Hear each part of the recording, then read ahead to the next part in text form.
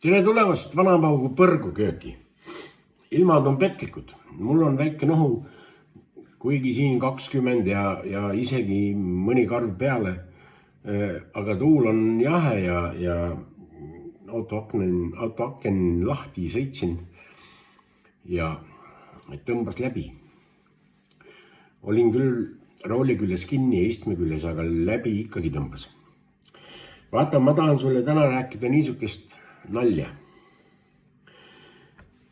Käisin kõik interneti läbi ja sa kujuta ette, missugune maht see on, mitu ööpäeva. Otsisin, kas keegi on varem seda teinud, selgus, et ei ole. Nii et mina olen siis maailmas esimene, ma ei tea, kas peaks patendiametis käima, patendi võtma. Kõik on ju söönud marineeritud praetud räime. Koduses marinaadis, punases marinaadis. Siis on snitsleid marineeritud.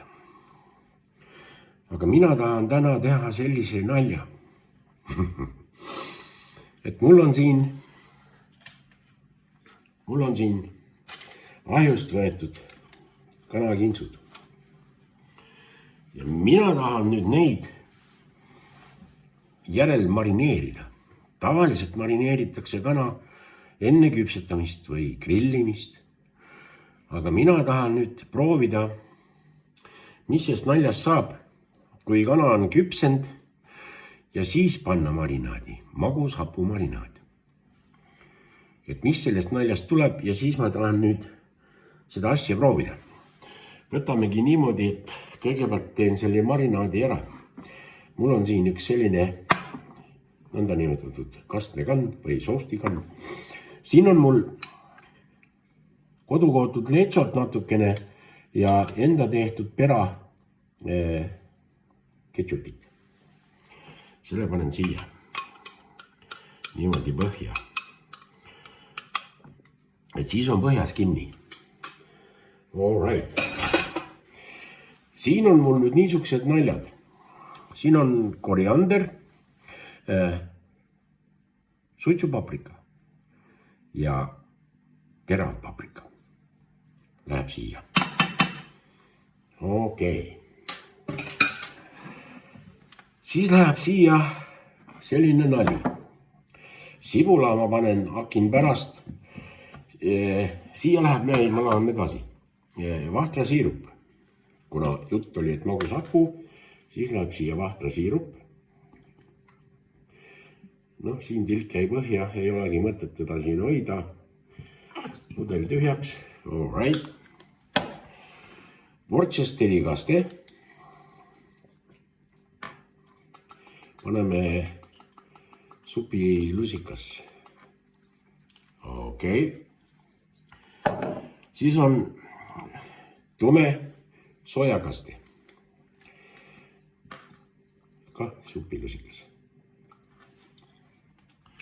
All right. Järgmisena on apelsinimahl vedelikuks. Sai apelsinimahl. Poole sidrunimahl.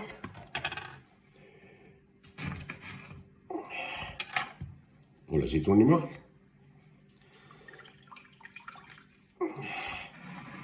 Nii. Tuli mõni kivi ka, see ei tähenda, ega seda marinaadi niikuinii ei joo, ei söö. Okei. Tubli. Kuivatatud piparmünt.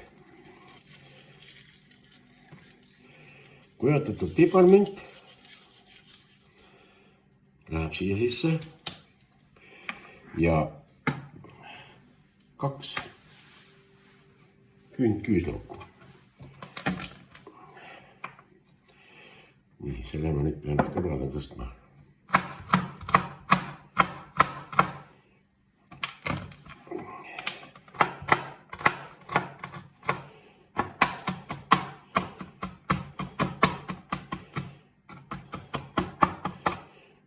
Küüslauku.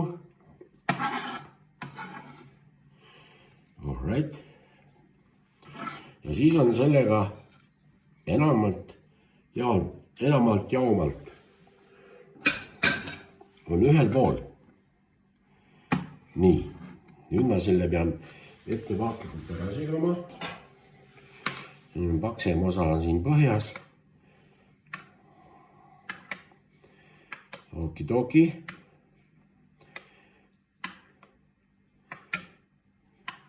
No all right.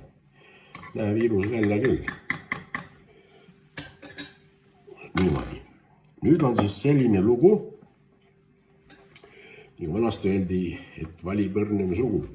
Et nüüd ma teen niisuguse nalja. Nüüd ma hakin rõngastena 2 sibulat. Lõikan rõngastena 2 sibulat. Tegelikult pool rõngastena.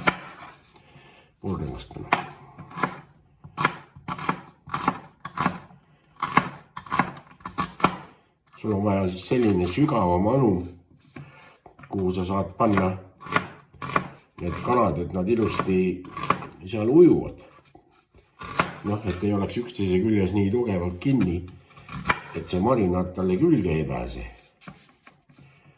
Alright. Sibul lõikame lihtsalt vabas vormis, ei pea olema kõik ühe jämedused, paksused jämedused. Ja küll. Kohe saab see asi tehtud. Punane sibul sellepärast, et see ei ole nii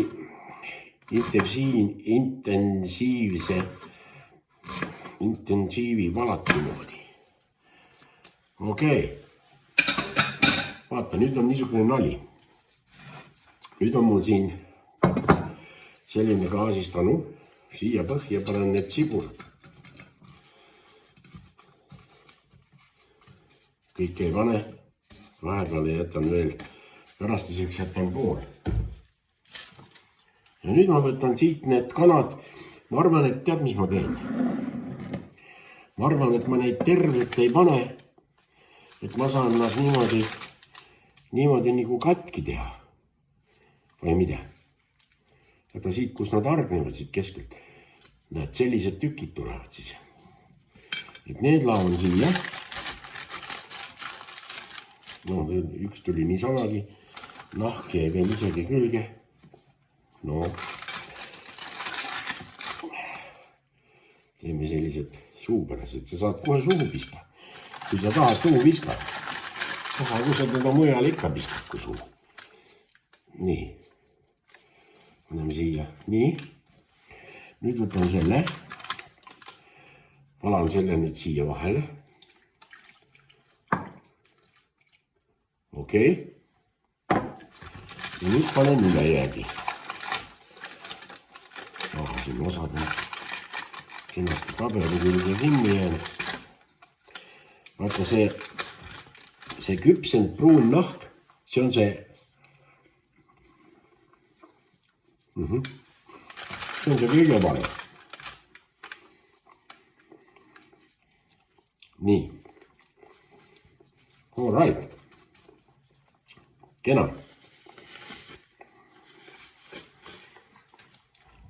Siia peale ülejäänud sibulad.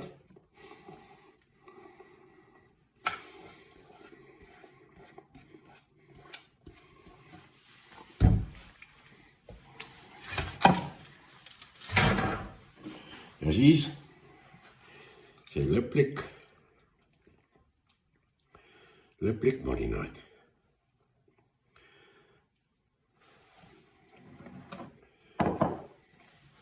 Tulemus on siis selline. Kui sul on plaan seda teha, siis et see liha väga ära ei kuivaks. Mina näiteks keetsin seda, neid kanakoibi, keetsin natukene aeg, et nad läheks pehmemaks. Kui sa paned ahju kuskile vooliumi alla, siis pärast nad lähevad selliseks nagu kuivaks, tuimaks. Noh, tuimaks ei lähe, aga kuivaks. Et kui sa arvad, et võiksid seda proovida, siis ma võin öelda küll praegu, et ma veel tulemust ei tea. Aga ühes olen ma kindel. Kehvemaks ta minna ei saa. Sest see nahk praegu, mida ma siin lutsutasin, see oli ikkagi päris maitsev. Ja kui nüüd need asjad siia veel natukene sisse imbuvad, ütleme, et kui sa õhtul teed, et hommikuks peaks olema all right ja see on külm söök.